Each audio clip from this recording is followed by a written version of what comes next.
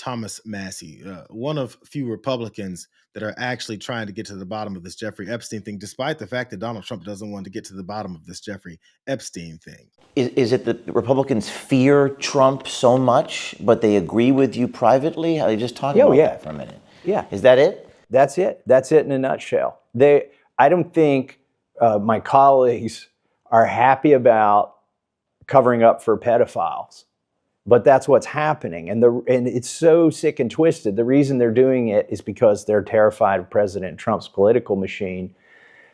Not just his legislative affairs folks are reaching out from the White House to every Republican member of Congress who might think about co-sponsoring this. They're getting calls from the political machine that Donald Trump runs. We've got members of Congress who have aspirations of running for statewide office, and they can't win a statewide office in a Republican primary with Donald Trump on the other side. So they're terrified of him.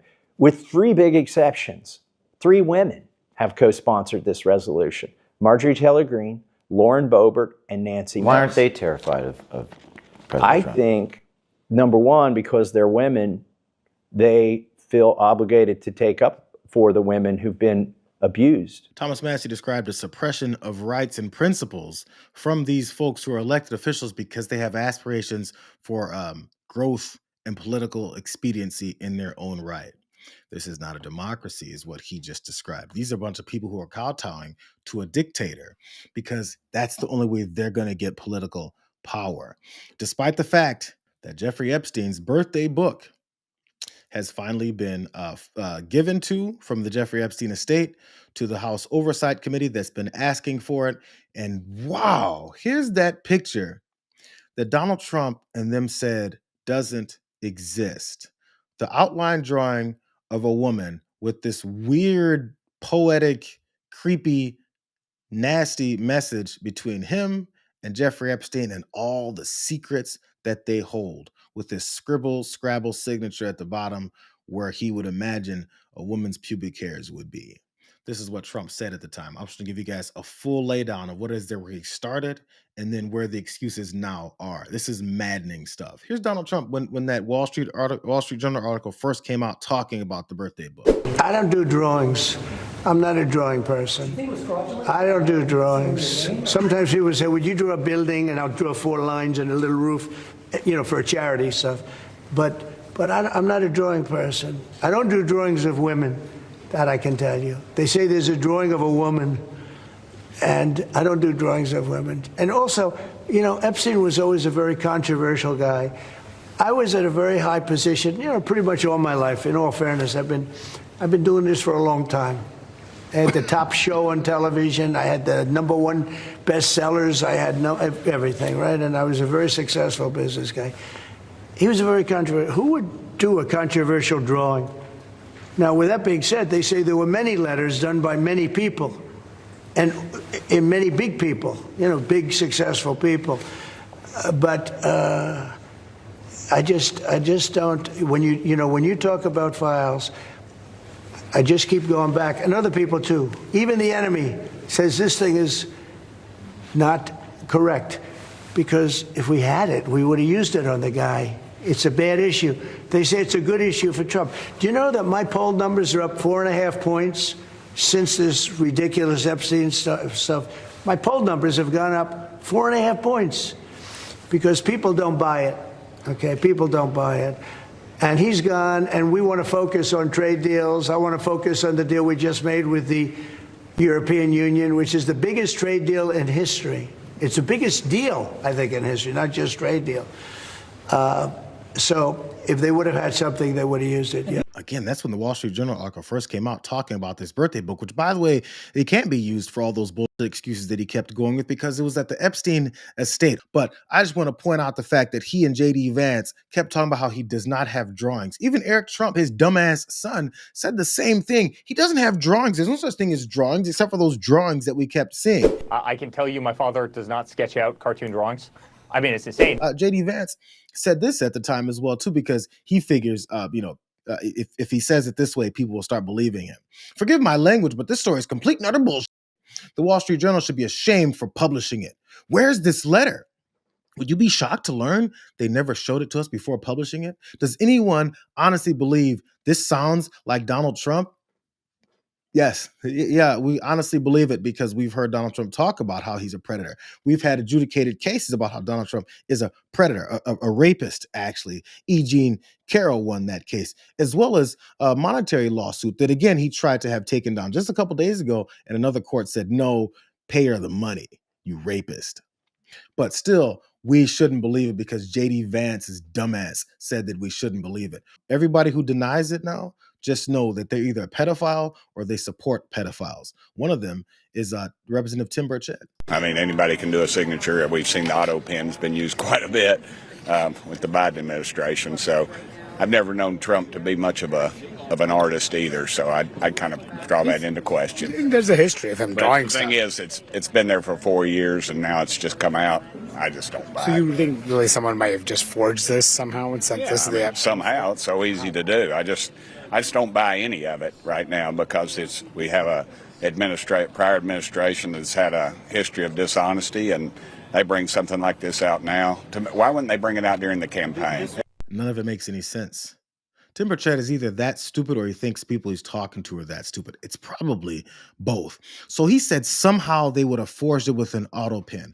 I want you guys to think about when this book was put together. In 2003, Jeffrey Epstein's birthday, 2003, and there's tons of submissions to it, which I'm going to get to as well, too. But they put this together in 2003. So somehow, in Tim Burchett's brain, that somehow means all these Democrats who weren't elected, or all of these political talkers who weren't elected, who weren't in their positions where they are now, they put together Donald Trump drawing a picture of a female form around a letter that they typed up and said it was him, so that then, in 2025, 22 years later, in his second term as president, once he's implementing fascist policies, that then this book that was held at Epstein's estate can then be submitted for this one story because they did it with an auto pen. And he brought up auto pen because that's the one-liner that they've been using against Joe Biden because his old ass. So that's the somehow that Tim Burchett wants you to believe, because he can't believe the other somehow of that Donald Trump, who was an admitted best friend of Jeffrey Epstein, who loved young women like Jeffrey Epstein does, who's an adjudicated rapist, who's an adjudicated sexual assaulter, who said he's going to date a 12-year-old in a few years. They won't believe that that guy would draw a picture and have a pedophile style poem at the bottom of it about secrets he's got with his best friend Jeffrey Epstein, to then be in a book that then got released after they said it didn't exist, because Joe Biden's administration has a history of being dishonest. Donald Trump has never told the truth once in his life. Who has a history of being dishonest? And why won't they take Trump's history of dishonesty and take it right to this story? Because they're all dishonest. Here's another one of them. Don't you want to learn more about Trump's relationship or friendship with Epstein? No, I want to have Director Patel in next week where we'll ask him about all kinds of things. I haven't seen it. Don't buy it. Jim Jordan has no curiosity about it. He's going to have Director Patel come in, the guy who's helping him cover it up. Jim Jordan has no curiosity about Donald Trump's relationship with Jeffrey Epstein and this now book being revealed, and he doesn't even want to look at it. You know why? Because Jim Jordan has also been accused of looking the other way when he was a wrestling coach up in Ohio, and his wrestler said, yo, there's this guy in here who's assaulting us. And he said, I don't want to see it. I've never known anything about that guy. All I know is that I'm okay with sexual assaulters, especially towards children. That's Jim Jordan. He has a history of this. Speaking back to Tim Burchett, talking about how someone has a history of dishonesty. Jim Jordan has a history of looking the other way when sexual assault happens. Here's another one of these dumb fucks. I told myself I wouldn't do it. Here's James Comer. It's appalling that Democrats on the Oversight Committee are cherry-picking documents and politicizing information received from the Epstein estate today. You notice he didn't point out some of that information or any of the documents that they've received from the Epstein estate. He won't even say birthday book. He won't even say what it is they received because he doesn't want anyone to look into what it is that he is cherry-picking to avoid. What has James Comer brought up? that is not cherry picked. I have a really good answer as to how you can avoid all the cherry picking those Democrats are politicizing this over.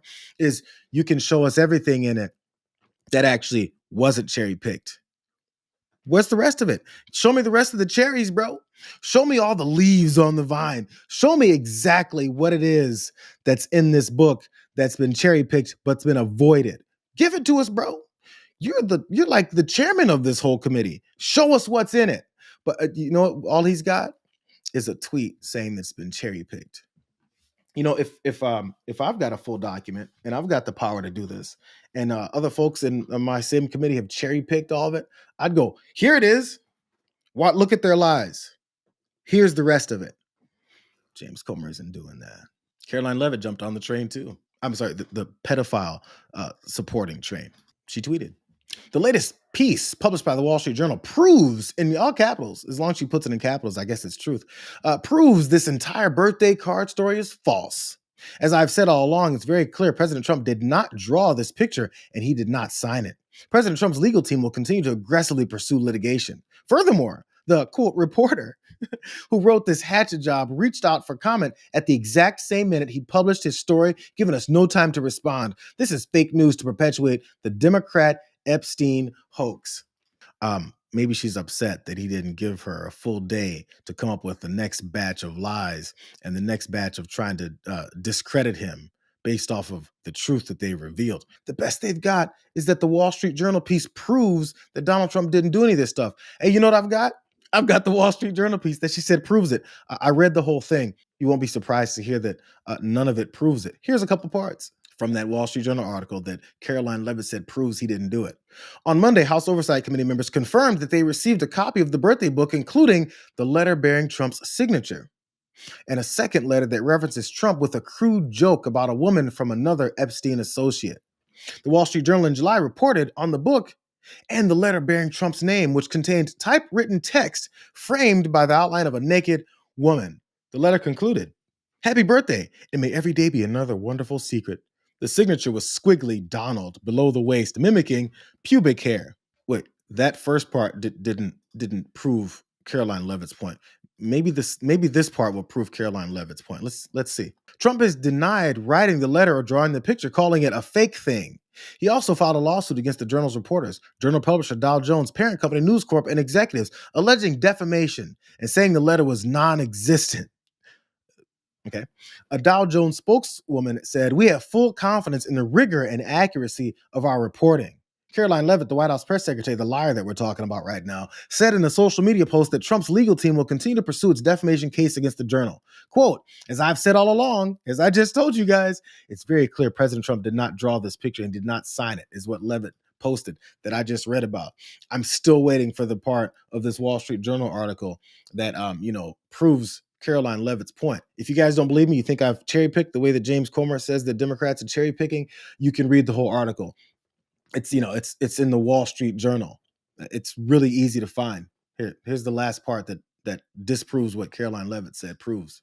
Lawyers for the co-executors of Epstein's estate turned over a copy of the birthday book on Monday in response to a subpoena from James Comer, the chair of the House Oversight Committee. In a July 25th letter to the Epstein estate's lawyers, Representative Robert Garcia and Representative Ro Khanna had pressed the estate to release the book.